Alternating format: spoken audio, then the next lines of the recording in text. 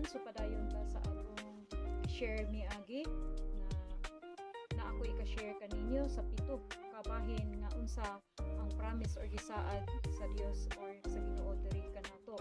So mao na to atong nahisgutan. So karon ako na i-share kaninyo ang number 1, siya ang atong kusog. So asa na to na mabasa mga igsoon dito sa Filipos chapter 4 verse 13. So busa mga igsoon nga kung atong hunahunahon nga si Jesus siya ang dalan, siya ang kamatuoran, ug siya ang atong kinabuhi.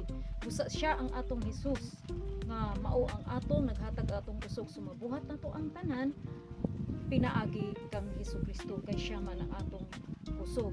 Busa mga igsuon, padayon ta pito ang akong ibahin kaninyo. So hangtod sa sunod na pud mga igsuon, so masabtan ni pag atong masugdan gikan paingon sa katapusan. Jesus loves you and I love you.